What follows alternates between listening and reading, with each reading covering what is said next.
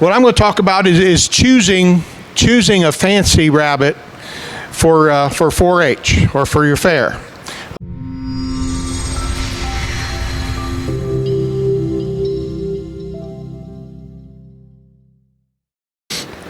Next up, we have Allan Gerhart.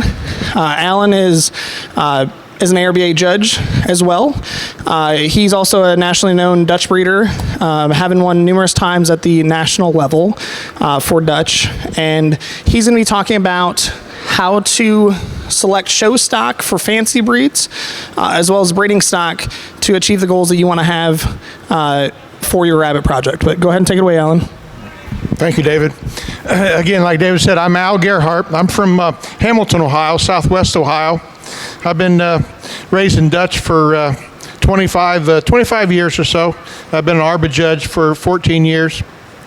I judge a lot of fairs in Ohio, all around Ohio. Most of them in Southwest Ohio, but I get pretty far north as well. Been up to Williams County several times. What I'm going to talk about is choosing a fancy rabbit for 4-H or for your fair.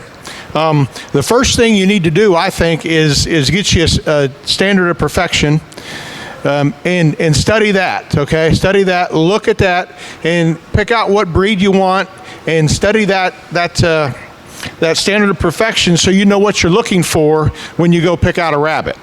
Then you want to find a breeder. A breeder that's been around a while, that does well in shows, to help you pick a rabbit and to kind of guide you and mentor you in what to look for. Some of the most popular breeds I see at judging fairs, I'm talking about fancy rabbits, are the mini lops, the Holland lops, Netherland dwarf, Mini Rex. Mini Rex is pretty popular. I do see a fair number of Dutch and lion heads as well. But when it comes to fancy breeds, there's two body types that you need to know about. One is a compact body type, and that's what you have here with the Dutch. You want to make sure you pose it with the front legs right underneath the eyes, and those back legs kind of square underneath those hips. So that's the compact Dutch. The compact breed. Mini Rex are judged that way. Mini Lops are judged that way. But what about dwarfs? Netherland dwarfs? How are they? What's their body type? Yes. High head mount, high head mount. So you have to learn how to pose them, and they're judged up there, so they're very lightly on their toes with that high head mount. Also, lion heads have a high head mount. So you have to know what you're looking for. That's why you want to study the guide, a standard of perfection. So when you go to look at your breeds that you're going to pick out, you got to know what it's supposed to look like. If you don't have a clue what it looks like, you really don't know if you're getting a good rabbit or a bad rabbit. You're kind of trusting somebody else's word. And you kind of will need some guidance too from your parents or from other breeders, but you need the basic knowledge. The standard of perfection, each rabbit has its own written standard based on 100 points. Usually body type is the most important. Even on Dutch, 17 points is on body type. There's a lot of points on markings, but body type is still the single most important factor. And especially when you get into Mini Rex. Mini Rex, you're going to have 35 points on the body. Then you include the head and ear, there's another 10 points. So it's 45 points on body type, 35 points on fur. So you have to know what you're looking for. And then people say, well, I took that rabbit as a junior at a fair last year and I won best of breed. So the second year they take that same rabbit back to the fair and they get second place. Well, probably why? Because rabbits mature about 6 months. And if I'm breeding for a national show or a big show, I'm breeding so my rabbits are going to be anywhere from 5.5 to 7 months old. So that's when they're in their prime. So it's really a good idea, if you can, to take to take a younger rabbit to the fair if you want to win your, you know, best of breed or best in show, because that's when they are at their peak. Just about any rabbit it is when they're less than a year old. It is when they're in their prime. They'll have good coats then. If you wait a year, that rabbit's a year and a half old. The second year, well, it may be in a full-blown molt. And if it's in a molt, they probably won't do well at the fair. Plus they might get a little overweight and might be a little bit out of condition at a year and a half old. So that's something to think about too. Is how old is that rabbit at fair time? Again, type is real important when picking any breed.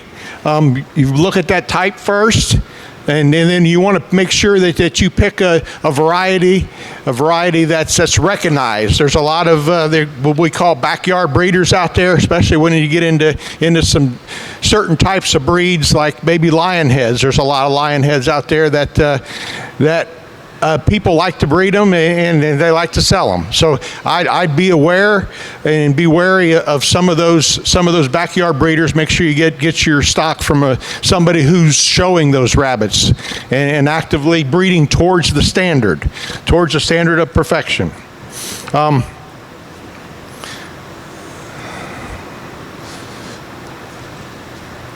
A couple other things I wanted to discuss is when you buy a rabbit, you want to check it over to make sure that it doesn't have any major disqualifications, just like you would in your showmanship. I don't know if you can hear me or not, but you know, you want to turn your rabbit over. You want to check his teeth. You want to check the teeth. Make sure it has that overbite and the teeth aren't budding.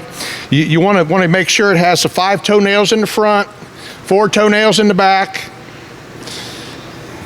Of course, you check to make sure if it's a buck, it has both testicles and no broken tail, no wry tail, screw tail. Look at the eye color. Make sure the eye color is proper for the variety you have, which this is a black Dutch, so they'd have brown eyes.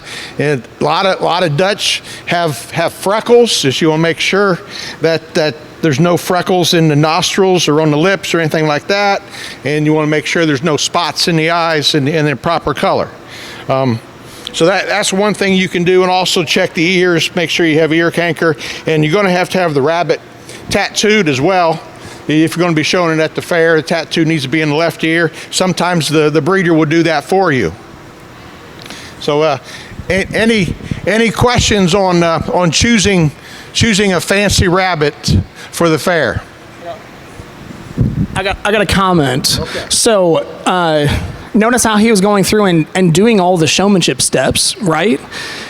To identify the quality of the animal and make sure the rabbit was healthy, but we're using those showmanship skills later on as we're breeders as well. It's not just something fun that we do at the fair. Like every time that we're buying rabbits, we're doing that every single time. Every time we judge rabbits at the show, we got to check for those disqualifications as well.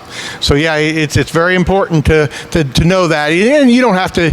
You know, once you get it down, you don't have to explain everything, but you're looking to make sure that it has what it's supposed to have, and there's no major disqualifications or no major faults in that rabbit. So that's a good point, David. What questions are there?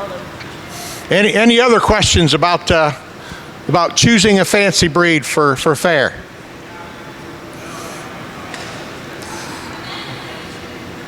I have another one. What? If you were really excited about like wanting to find a breed that's not at your fair, like how would you find it? What do you think? How would you find? Well, I would go to a big show like this. I mean, there's all kinds of different breeds here.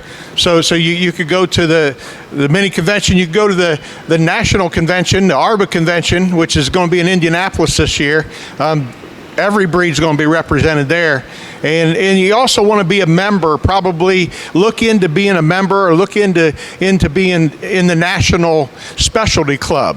Like I'm a member of the American Dutch Rabbit Club, and most of the time, if you become a member, they give you a guidebook. A lot of breeds give you guidebooks, and there's a lot of information in those guidebooks.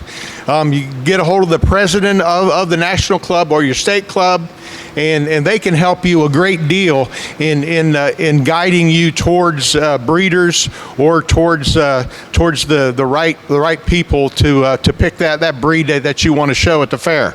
So yeah, there's a lot of good information in the national, the national clubs as well as the state clubs, and I would fully recommend that you become a member. The youth memberships are usually aren't very much. Some of them is less than $10 for a year, and you get a lot. You get a lot for your money.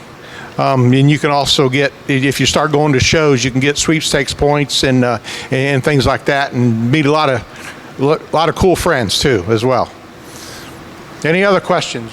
Ma'am, do you have one? Okay. You were just waving at me. Hi. Okay. Yep. Terry, what was your first breed at the fair?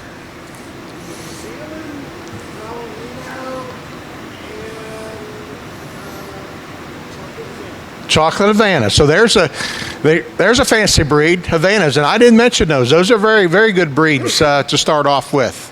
Yep, a lot of different colors to choose from. They're a slick rabbit. They're a medium-sized rabbit. Yeah, they do very well. I would think a good Havana in a prime coat could easily win Best in Show with good type. Yes. Well, the standard Rex is actually would be a 4-class rabbit. Yes, because they're under 9 pounds, so they are a 4-class rabbit. I guess you would call them a more fancy rabbit than a commercial, but they do kind of fall right there in between, because there are a lot of people, they do have more of a commercial body type, I would say, but yeah, they are considered a 4-class rabbit. Mm-hmm. And you got to know the weight of your rabbit too. You know, that's another thing when reading your standard, because there's a lot of rabbits like mini Rex and Rex.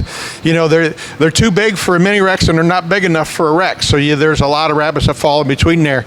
And you know, a Netherland dwarf, 2.5 pounds top weight. So there's a lot of Netherland dwarfs out there that I see at fairs that are over that limit, over that weight limit. So you have to be careful when choosing your rabbits, and that's why I suggest make sure you study that standard and weigh those rabbits. And of course that's a senior rabbit. So if you got a rabbit that's too big for the standard, it's probably not going to do all that well at the fair.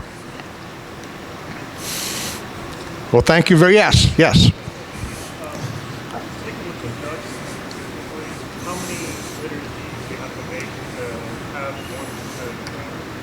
Well, yeah, Dutch breed, you do have a lot of mismarked babies in the litter.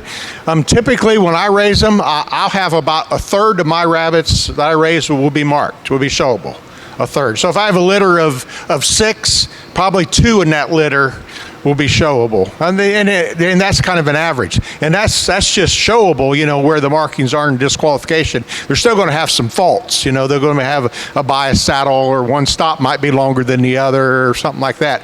But about a third of what I raise is showable. Good question. So there's and that's another thing I wanted to mention. There is a pet market out there, and the reason they're pets is probably because people called them and sent them to a pet store because they didn't have the markings, or they didn't have the proper color, or the body type wasn't good enough. So I'd steer away from pet shops to getting your show animals, and then stick with breeders. Stick with breeders that show in ARBA shows. Yep. Very good question. Thank you. Thanks a lot, David, for having me. Yep. Appreciate it. Thank you so much, Al. Great job, and yeah, thank you for doing that. Hi, everyone. It's David with Rabbit Show. Have you learned something in this video so far? Hit that like button so that you continue to see our newest videos.